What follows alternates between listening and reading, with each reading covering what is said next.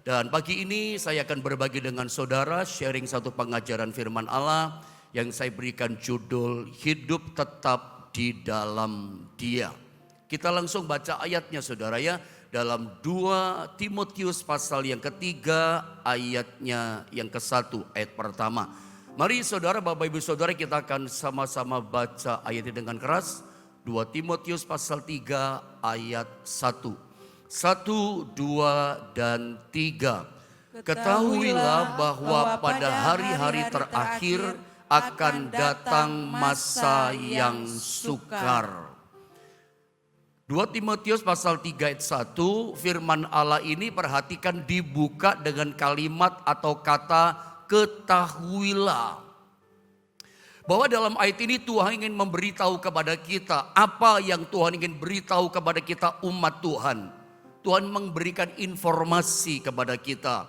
Tuhan kasih tahu kepada kita bahwa dikatakan hari-hari terakhir. Apa itu hari-hari terakhir? Hari-hari terakhir itu bicara akhir zaman, itu clear, itu jelas buat setiap kita. Apa yang Tuhan informasikan, beritahukan kepada kita tentang situasi, kondisi, keadaan yang ada di akhir zaman atau di hari-hari terakhir. Tuhan katakan, informasikan akan datang masa yang sukar, kata Alkitab.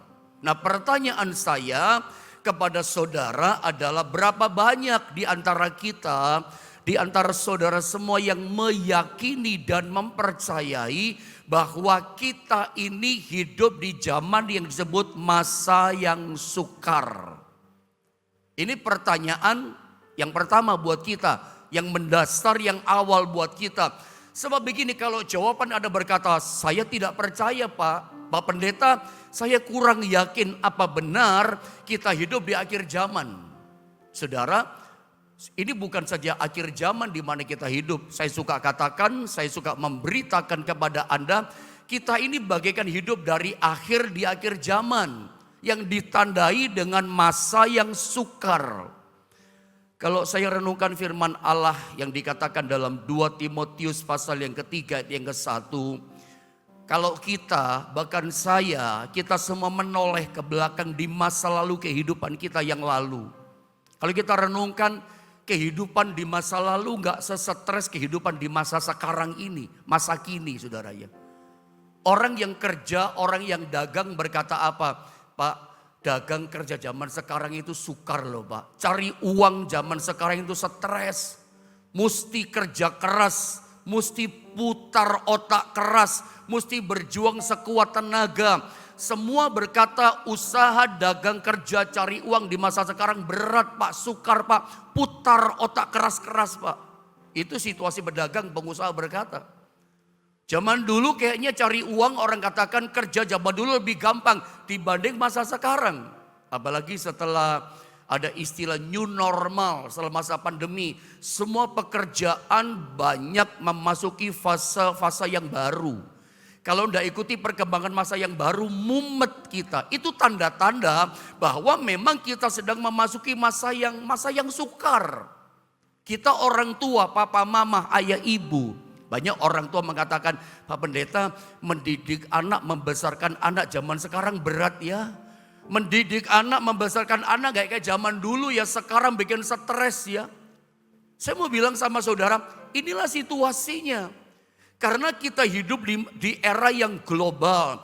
Kita hidup di masa-masa yang apa ya, yang tantangannya begitu, yang namanya kompetitor lawan kita hadapi begitu sulit. Kompleks tantangan yang ada itu maksud saya. Makanya kerja susah, mendidik anak, membesarkan anak pun udah gampang. Maafkan kata-kata bikin anak mungkin orang katakan gampang. Tapi membesarkan anak kita punya tanggung jawab. Mendidik anak itu tanggung jawab orang tua. Ada banyak anak masih dalam rumah tapi udah lepas dari kendali kita. Dan itu tangisan orang tua. Dan segala macam kesukaran yang ada. Intinya begini.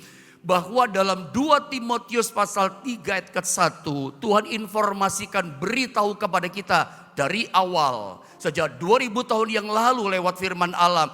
Bahwa kehidupan di masa depan itu semakin sukar. Jadi dari ayat ini sebetulnya kita sudah bisa memprediksi situasi di masa depan kita seperti apa. Dan apa tujuan Tuhan memberitahu kepada kita? Supaya kita berjaga-jaga. Kalau firman Allah menginformasikan, kalau Tuhan beritahu kita situasi yang terjadi di depan kita, bahwa masa depan bukan tambah mudah, tambah sukar. Tujuannya apa dong? Tuhan beritahu kepada kita. Tujuannya apa? Firman Allah kasih tahu sama kita. Supaya kita berjaga-jaga. Supaya kita siap sedia, siap-siap. Ya, supaya kita punya tindakan, supaya kita tahu apa yang kita lakukan untuk mengantisipasi masa depan yang semakin sukar. Kita tahu apa yang kita mau lakukan. Ibaratnya begini, kalau kita tahu musim hujan akan datang, ini contoh yang paling gampang. Kalau BMKG mengatakan akan ada badai datang, hujan ekstrim akan datang, maka kita akan tahu apa yang kita lakukan sebagai tindakan antisipasi atau antisipatif. Udah diberitahu BMKG akan terjadi hujan ekstrim. Ya kalau kita tahu rumah kita bocor, ya kita perbaiki dulu. Kita betulin gentengnya, kita betulin atapnya. Sehingga ketika betul-betul hujan ekstrim datang, kita aman. Rumah kita nggak rusak, rumah kita nggak hancur, kita nggak kebingungan kebanjiran. Udah siap sedia, sudah berjaga-jaga sedia payung sebelum hujan. Atau kalau kita tahu BMKG katakan akan datang angin puting beliung, hujan ekstrim, angin topan yang keras. Ya misalnya ada pohon-pohon besar di sekitar rumah kita, ya kita tebang, kita potong. Sebagai tindakan antisipatif. Jangan sampai ketika angin puting beliung yang besar betul-betul datang, roboh itu pohon, hancur rumah kita. Atau mobil, motor saudara kena pohon, kan gak lucu. Padahal udah diberitahu, tapi kita nggak siap. Akibatnya apa? Yang rugi siapa? Kita yang rugi, tidak punya tindakan antisipatif, nggak siap gitu.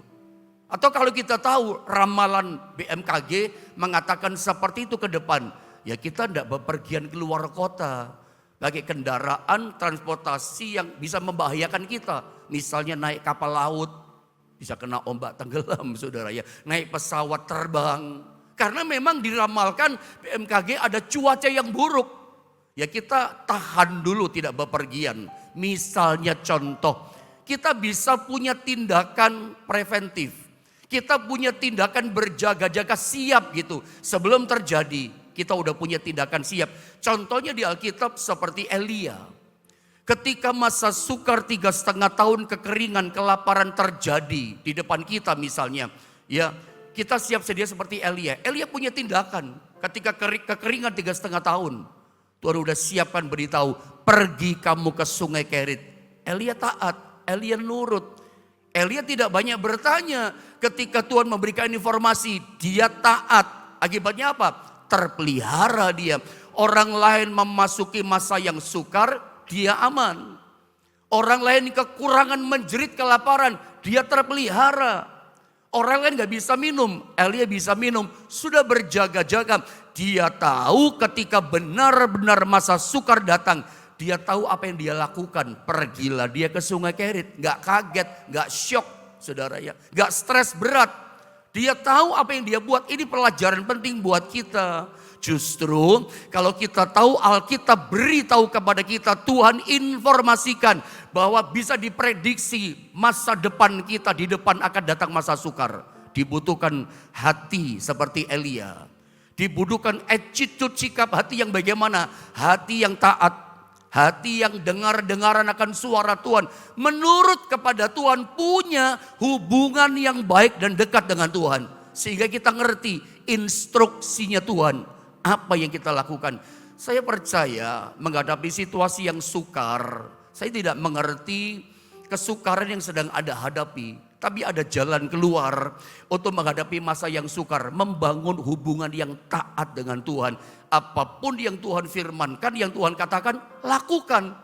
Karena di balik perintah Tuhan ada pemeliharaan, ada proteksi daripada Tuhan. Lakukan perintah Tuhan. Dan itu dialami oleh Elia.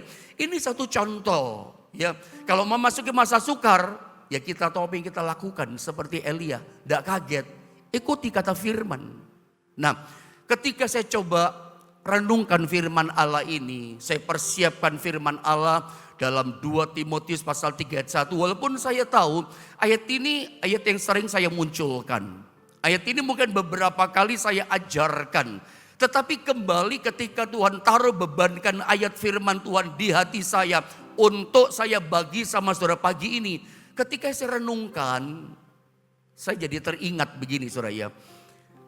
Ada banyak orang yang masa lalunya luar biasa. Jadi gini, saya ingat masa lalu saya ketika saya mulai belajar melayani Tuhan. Ketika awal-awal saya sebutlah bertobat, mulai belajar melayani Tuhan sebelum saya sekolah Alkitab itu. Saya mulai belajar melayani Tuhan. Saya namanya anak pendeta saudara ya. Saya sebetulnya kalau bagi anak pendeta sebetulnya tanpa sekolah Alkitab pun, karena dengar bapaknya khotbah, dengar bapaknya menyampaikan firman, itu otomatis kan belajar ya, kayak sekolah gitu ya. Nggak pernah absen kan, dimana papi saya ngajar saya ada kan, itu otomatis belajar kan. Sebetulnya tanpa sekolah Alkitab pun sudah bisa saya menyampaikan firman waktu itu. Tapi memang butuh sekolah untuk lebih dalam. Nah saya ingat masa proses-proses saya bertobat, saya mulai cinta Tuhan, mulai saya rindu melayani Tuhan. Saya ingat itu ada hamba-hamba Tuhan yang di masa itu menginspirasi saya. Saya kagum dengan hamba-hamba Tuhan tertentu. Saya nggak sebutkan namanya. Saya kagum gitu ya. Urapannya luar biasa. Kalau hamba Tuhan ini mengajar, memberkati saya, memulihkan saya, membuat roh saya berapi-api, menyala-nyala, membuat saya semakin memberikan hidup kepada Tuhan. Saya terinspirasi dari hamba Tuhan ini, hamba Tuhan ini. Tapi saya cukup kaget. Satu kali ketika Tuhan izinkan saya bertemu dengan hamba-hamba Tuhan yang ini saya katakan tadi, saya terkejut. Kenapa? Karena apa ya? Kandas kehidupan rohaninya. Apa yang dulu saya pernah dengar dari ajarannya nggak ada lagi. Bau harum pengurapan Allah sudah nggak ada. Ternyata dia sudah tidak melayani Tuhan lagi, tinggalkan pelayanan, saya kaget gitu loh.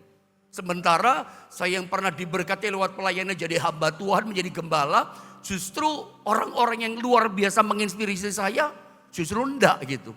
Makanya saya tuliskan di sini apa yang saya pernah alami. Banyak orang yang saya sebutkan tadi yang di masa lalunya itu luar biasa dipakai Tuhan, diurapi Tuhan, jadi teladan gitu ya, jadi panutan, jadi pembimbing rohani dalam kehidupan kita, dalam kehidupan saya yang luar biasa pemakaian Tuhan. Tapi justru di saat ini rohaninya kandas ya. Rohaninya, imannya kandas dan tanpa berbekas. Saya suka istilahkan kayak gini sama saudara. Tidak ada kata-kata iman yang pernah kita dengar. Tidak ada dorongan-dorongan rohani kita dengar. Hilang kata-kata tentang Yesus. Ini kan apa ya, kalau kita mendengarnya hati ironis rasanya ya. Apa ya, tragis gitu kita mendengar seperti ini. Sehingga saya pernah mendengar ada seorang muda, tepatnya hamba Tuhan muda, ya, itu pernah ngomong sama saya. Hamba Tuhan muda ngomong sama saya gini, Om Yohanes, kalau hamba-hamba Tuhan yang hebat kayak gini saja bisa jatuh, kandas tanpa bekas, apalagi saya. Saya ngomong sama dia, kamu salah, kamu salah. Justru kalau hamba-hamba Tuhan yang kita lihat tuh hebat luar biasa dipakai Tuhan. Dia kandas tanpa bekas, pengurapan tidak ada lagi. Pemakaian Tuhan udah hilang sama dia. Ya itu karena dia gak berjaga-jaga. Dia kandas tanpa bekas, hilang panggilan urapan Tuhan. Karena dia gak siap sedia kehidupannya. Makanya dia jatuh, imannya hilang. Lalu bukan berarti apa yang menimpa hamba Tuhan yang hebat itu dan kandas, lalu menimpa sama kamu, menimpa sama saya. Urusannya yang penting persoalannya adalah kamu berjaga-jaga, saya berjaga-jaga, siap sedia. Karena banyak orang termasuk hamba Tuhan mengalami ketragisan iman yang hilang seperti ini. Kenapa? Hadapi masa yang sukar. Iya kan? Banyak orang gak siap hadapi masa sukar. Banyak orang tidak siap hadapi tantangan yang berat. Akibatnya apa? Kandas imannya. Banyak orang kandas loh. Kalau jemaat kandas mungkin kita gak terlalu wow. Tapi kalau hamba Tuhan bagaimana? Saya pernah kasih contoh ketika saya mengajarkan saudara tentang cara berpikir yang baru. Ya, hati yang baru, Roma pasal 12 masih ingat. Saya pernah kasih contoh sama saudara seorang hamba Tuhan senior. Bukan hamba Tuhan kemarin sore. Seorang hamba Tuhan yang luar biasa dipakai Tuhan. Tapi kemudian kandas, tak berbekas. Hamba Tuhan ini bikin geger. Kalau Anda mengikuti dalam perkembangan dunia gereja. Apa dunia gereja ya? Dunia kekristenan gitu tepatnya. Pernah terjadi satu kegegeran heboh luar biasa di antara kami hamba Tuhan dalam dunia gereja pelayanan. Ada seorang hamba Tuhan yang sangat senior, ya, dia melayani Tuhan senior sangat berpengalaman. Namanya senior pastor kan, namanya Pastor Joshua Harris, suka dipanggil Pastor Joe, ya, Joe Harris. Ini dia pernah menuliskan satu buku yang sangat terkenal, I Kiss Dating Goodbye. Itu bukunya laris.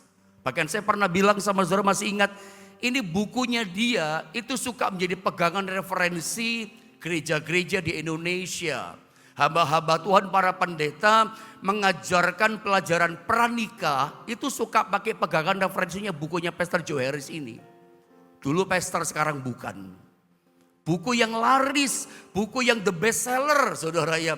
Bahkan memberkati bangsa-bangsa pelayanan hamba Tuhan ini, memberkati dunia gereja, termasuk gereja di Indonesia.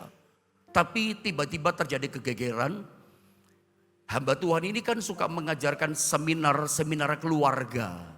Suka mengajarkan pengajaran firman di retreat keluarga tentang hubungan suami istri, hubungan orang tua dengan anak gitu ya. Tiba-tiba kita kaget hamba Tuhan, bahkan dunia gereja pelayanan, dunia kekristenan geger saat dunia orang Kristen. Kenapa? Tiba-tiba Pastor Joe Harris menceraikan istrinya, hancur rumah tangganya, kandas. Cerai. Makanya banyak orang berkata, kalau hamba Tuhan saja cerai, apalagi kita jemaat. Orang mengalami seperti itu karena dia gak siap hadapi persoalan. Dalam rumah tangga pernikahan, mau hamba Tuhan, mau jemaat, ada kesulitan loh, ada persoalan loh. Bukan berarti Anda melihat saya mengajar saudara dalam hubungan suami istri kami, keluarga ada masalah. Ada masalah. Masa rumah tangga ada kesulitan? Adalah fase-fase kesulitan. Tetapi karena kita gak siap, gak berjaga, gak punya hubungan yang kedekatan sama Tuhan, memang bisa kandas loh. Jadi jangan ngomong gini, kalau dia saja hamba Tuhan bisa hancur, apalagi kita. Lalu kita ikut-ikutan hancur. Ya sekarang, ya saya pun menurut saya juga saya menilai ironis sih, tragis sih dunia gereja di akhir zaman. Saya bukan menyerang, saya bukan mengajar, ini bukan sedang menyerang teman-teman hamba Tuhan. Karena banyak saya juga jumpai teman-teman saya mengalami perceraian. Cerai hidup, menikah lagi. Beberapa teman, bukan cuma satu.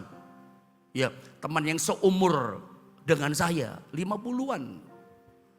Dan jemaatnya oke-oke saja. Saya juga merasa aneh ya, ini jemaat gak ngerti atau bagaimana? Atau memang jemaat gak pernah diajarkan tentang kehidupan rumah tangga, keutuhan rumah tangga, perceraian seperti apa gitu. Bahkan perceraian kan tidak boleh saudara ya. Mungkin dari waktu kita bicara itu, kepanjangan saya bicara ini. Tapi itu terjadi. Bahkan yang lebih mengagetkan, Pastor Joe ini kemudian bukan saja menceraikan istrinya, hancur kandas rumah tangganya. Geger lagi, setelah dia cerai, dia tinggalkan iman percaya pada Yesus. Apa Anda kaget gitu? Pastor senior, berpengalaman, mengajarkan iman bagi banyak orang. Jadi berkat luar biasa bagi bangsa-bangsa, bagi dunia pelayanan gereja. Tiba-tiba bikin kaget, bikin geger. Tinggalkan imannya pada Yesus, tinggalkan Yesus sebagai juru selamat dalam hidupnya. Dia percaya kepada yang lain, tinggalkan kekristenan. Apa Anda bikin kaget saudara, bikin puyeng ini saudara ya.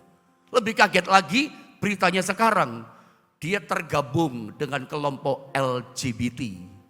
Heran saudara ya. LGBT yang kejijikan, dibenci sama Tuhan, malah ikut sekarang. Geger apa enggak saudara? Lalu kita gak bisa berkata seperti hamba Tuhan muda tadi. Kalau dia saja yang hebat bisa jatuh, apalagi saya. Loh, orang mengalami kejatuhan karena dia gak siap. Karena dia tidak berjaga-jaga, makanya gak siap tindakan antisipatif seperti Elia. Apa yang mesti kita lakukan? Nah, Ini poin penting yang saya coba mau sampaikan sama saudara. Justru memasuki masa yang sukar yang sedang kita hadapi ini. Saya mau beritahu pada saudara, hal apa yang kita mesti kerjakan dalam tindakan iman rohani kita. Supaya iman kita jangan sampai kandas. Saya tidak ingin Anda sebagai pelayan Tuhan. Saya sama sekali tidak ingin Anda sebagai jemaat Tuhan. Yang saya gembalakan tiap hari lewat firman secara online. Lalu saya dengar imanmu kandas. Hanya karena kesukaran. Semua orang menghadapi kesukaran. Bukan cuma orang lain punya kesulitan. Kita juga punya kesulitan. Tapi jangan sampai karena kesukaran, pencobaan, ujian, kesulitan kita hadapi membuat kita kandas imannya gak kuat hadapi persoalan. Tuhan sudah ngomong sama kita. Tuhan sudah kasih tahu informasi bahwa di tahun-tahun depan kita sudah bisa terbaca. Akan ada masa yang sukar. Apa yang kita mesti lakukan? Dengan cepat. Kolose pasal 2 ayat 6 dan 7. Coba saya baca ini dengan cepat ya. Kolose pasal 2 ayat 6 dan 7 begini kata firman Allah. Kamu telah menerima Kristus Yesus Tuhan kita. Kalimat ini jelas ya. Kamu telah menerima Kristus Yesus Tuhan kita. Jadi jelas suratan Kolose ini ditujukan khusus bagi orang-orang yang telah menerima Yesus. Suratan ini, firman Allah ini khusus bagi orang yang sudah tinggal di dalam Tuhan. Sudah melayani Tuhan. Sudah percaya pada Tuhan. Ada pesan dari orang-orang yang sudah percaya kepada Tuhan. Apa pesannya untuk orang yang sudah tinggal di dalam Tuhan? Ini pesannya. Karena itu buat kita yang tinggal dalam Tuhan. Hendaklah hidupmu tetap di dalam Dia. Ini pesannya. Lalu ayat 7. Hendaklah kamu berakar di dalam Dia dan dibangun di atas Dia. Dan seterusnya. Apa sih pengertian? Karena itu hendaklah kamu tetap di dalam Dia. Jadi poin yang pertama, apa yang kita lakukan kalau kita menghadapi masa-masa yang sukar. Dan di depan kita mungkin ada kesukaran yang lebih berat daripada kesukaran yang kita hadapi kemarin atau hari ini. Apa yang kita lakukan menghadapi masa-masa yang sukar? Alkitab katakan hendaklah kamu tetap di dalam Dia. Nah, tetap di dalam Dia, tetap itu artinya konsisten, gak berubah, gak geser. Gak miring 1 senti, gak mundur 1 senti. Pokoknya tetap konsisten. Hendaklah kamu tetap di dalam Dia. Nah persoalannya bagaimana supaya hidup kita bisa tetap dalam Dia. Gak berubah. Sekali Yesus tetap Yesus. Aku mau melayani Tuhan, tetap melayani Tuhan. Aku mau tetap cinta Tuhan. Itu namanya konsisten. Mau kesukaran, tetap Tuhan. Tetap setia. Orang mundur, biarin dia mundur. Aku tetap mau maju dalam Tuhan. Itu namanya konsisten. Nah bagaimana caranya kita membangun iman kita, iman yang konsisten. Tetap di dalam Dia, tidak terpengaruh dengan orang di sekitar kita. Orang udah melempem pelayanannya, rohaninya sudah mulai mundur. Kita mau belajar, aku pokoknya mau tetap di dalam Dia. Bagaimana caranya supaya hidup kita bisa tetap di dalam Dia? Ayat 7 katakan, hendaklah kamu berakar di dalam Dia dan dibangun di atas Dia. Berakar di dalam Dia. Bagaimana supaya hidup kita, iman rohani kita tetap di dalam Tuhan. Harus berakar di dalam Dia, baru kemudian baru dibangun di atas Dia. Tapi kita ini kan maunya yang di atas, yang megah kan. Ada banyak hamba Tuhan yang masih baru melayani, pengennya langsung hebat, pengennya langsung jemaat banyak, pengennya langsung dipakai Tuhan, doa orang langsung sembuh gitu ya. Pengennya just dilempar orang bla bla bla rebab. Pengennya yang kelihatan. Kalau gedung itu yang atas kelihatan megah. Orang maunya yang megah-megah yang di atas. Tapi Tuhan mau supaya kita bisa dibangun di atas dan tetap di dalam Dia. Kuncinya cuma satu, kita harus berakar di dalam Dia. Nah makanya saya kasih gambar sama saudara berikutnya. Kedalaman itu menentukan ketinggian. Kedalaman itu bicara fondasi. Kalau saudara lagi jalan-jalan jogging, jalan pagi. Lalu kalau Anda di pinggir jalan Anda lihat sebuah bangunan yang masih dibangun fondasinya. Ketika Anda melihat bangunan yang fondasinya itu Anda lihat. Anda udah kira-kira udah tahu. oh bangunan ini cuma lantai 1 saja. Dari fondasinya Anda tahu, oh ini paling lantai 2. Bahkan dari fondasinya kalau ada paku bumi sampai dalam, bum bum bum, paku bumi Anda tahu, wah ini gedung tinggi mau dibangun, nih pencakar langit mau dibangun. Kok Anda bisa ngomong pencakar langit? Kok Anda bisa tahu, wah ini bisa tingkat 10, tingkat 12, tingkat segala macam Anda tahu. Dari fondasi, kedalaman fondasi Anda bisa tahu ketinggiannya. Makanya saya katakan di gambar ini, kedalaman fondasi menentukan ketinggian. Nah banyak orang maunya yang tinggi-tinggi, tapi tidak membangun kedalaman, nggak bisa.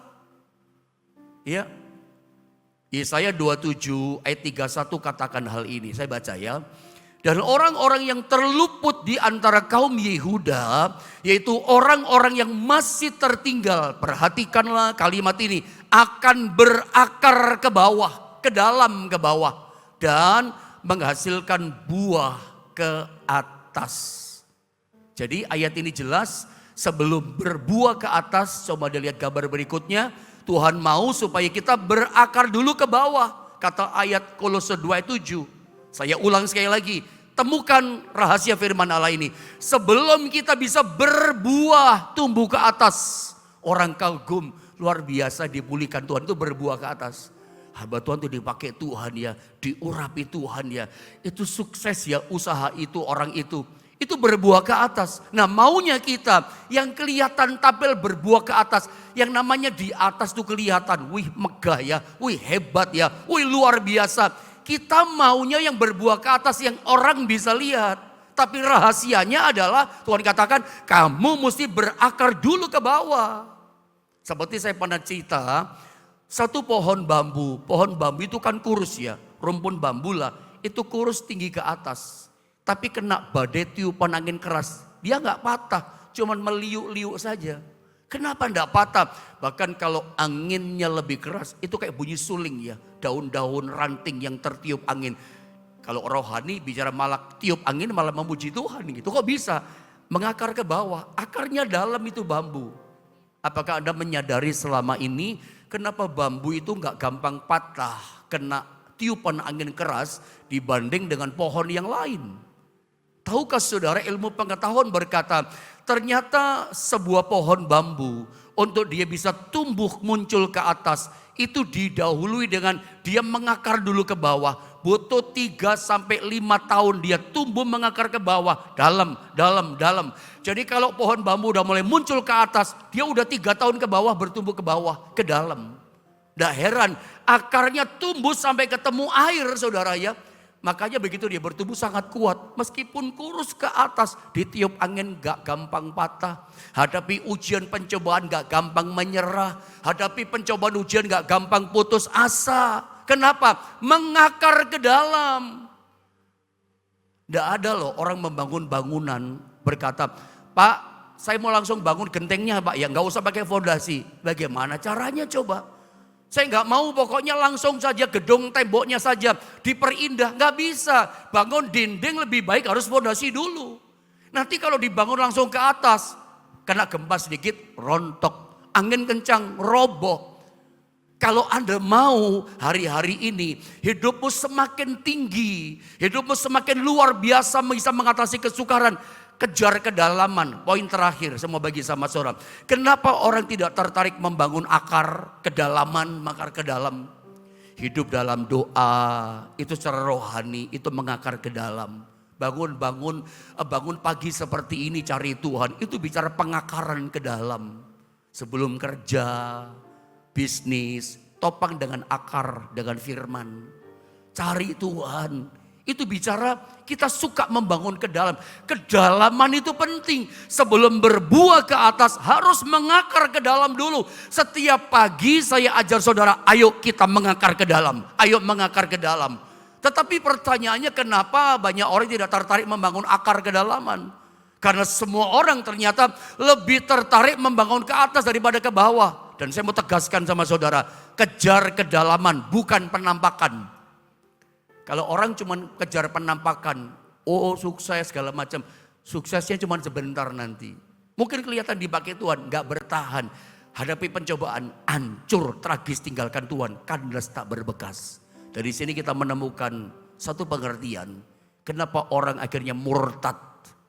Dari seorang yang luar biasa setianya. Murtad. Jangan kaget. Kenapa orang murtad? Tidak punya kedalaman. Dia nggak siap. Makanya dari awal saya katakan 2 Timotius pasal 3 ayat 1. Kalau kita menghadapi kesukaran, tidak ada cara lain. Hadapi kesulitan. Adakah di antara Bapak Ibu Saudara sedang menghadapi pencobaan dalam hidupmu? Mengakar ke dalam. Cari Tuhan. Sampai menemukan Tuhan. Sampai mengalami pribadinya. Itu membuat kita kuat. Hubungan pengakaran ke dalam mesti dijaga tiap hari. Sehingga dihantam badai kesulitan. Kita kayak bambu. Hanya meliuk-liuk. Saudara. Menari-nari dalam persoalan. Kayak orang main surfing di atas gelombang laut yang besar. Wah, bisa menari meliuk-liuk di atas badai gelombang. Kenapa? Dia sudah terbiasa dengan itu. Kalau Anda terbiasa mengakar ke dalam, hadapi masalah, Anda bukan kalah, Anda menang di dalam Tuhan. Doa saya, sesukar apapun yang kita hadapi, asal kita mau membangun hubungan kedalaman dengan Tuhan, kemenangan itu menjadi bagian setiap kita. Mari kita sama-sama berdoa, saudara ya.